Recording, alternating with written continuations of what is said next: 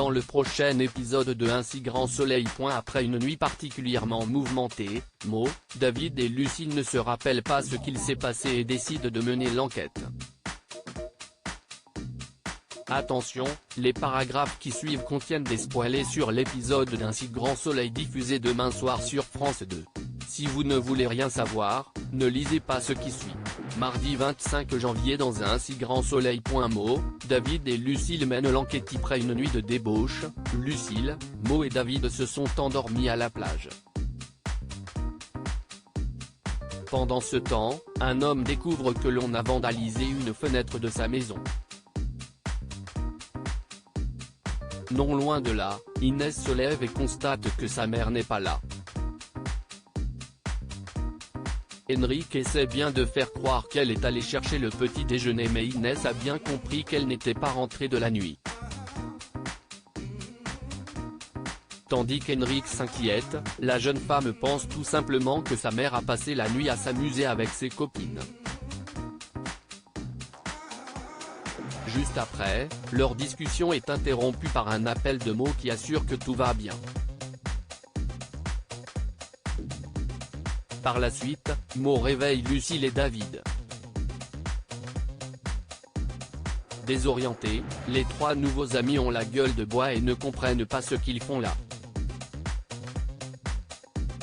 Et les choses ne sont pas prêtes de s'éclaircir lorsqu'ils découvrent un sac contenant 300 000 € à côté d'eux.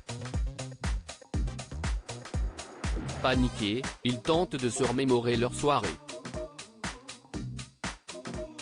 Pour sa part, Lucille se souvient brièvement avoir évoqué son envie d'être Arsène Lupin et craint qu'ils aient braqué une banque. Toutefois, Mo et David n'y croient pas. Ils se mettent alors à la recherche d'indices et tombent sur un ticket de caisse d'une épicerie ainsi que sur le slip d'un homme. De son côté, Hakim appelle Bilal et demande à parler à Lucille. Comme elle n'est pas rentrée de la nuit, ce dernier cherche à rassurer son frère en expliquant qu'elle a probablement dormi chez une copine.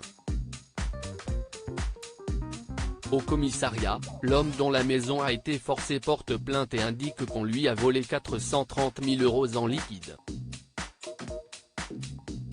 Plus tard, Lucille, Mo et David cachent l'argent dans un entrepôt. Avant d'aller voir la police, ils voudraient se souvenir de ce qu'il s'est passé et décident de mener l'enquête. Mo et David se dirigent donc vers l'épicerie afin de voir si quelqu'un se souvient d'eux, mais l'épicier ne leur apprend rien. Lucille va quant à elle à l'hôpital pour prendre un traitement préventif contre le VIH car il y a de fortes chances qu'elle ait eu un rapport non protégé. Après avoir appelé Hakim, elle rencontre le docteur Alphand qui lui prescrit un traitement pour 4 semaines. Dans la mesure où le médecin lui conseille de se protéger lors de ses futurs rapports jusqu'au résultat du test, la jeune femme sait qu'elle va devoir parler à Hakim. En rentrant, ni Mo ni Lucille ne disent vraiment à leur compagnon ce qu'il s'est passé la veille. De son côté, David est en route pour l'hôpital pour prendre son service quand Claire l'appelle pour l'informer qu'un homme en colère le réclame à l'accueil. Persuadé qu'il s'agit de son propriétaire, l'infirmier prie sa collègue de le couvrir en précisant qu'il a quelque chose à faire avant de venir travailler. Une demande qu'elle accepte. Au commissariat, Élise Meilhan est Becker au courant du cambriolage de l'homme qu'elle a reçu dans la journée. Le commissaire met alors la pression aux 2 policiers pour accélérer l'enquête et arrêter le coupable. En parallèle, David retourne à l'entrepôt et prend de l'argent.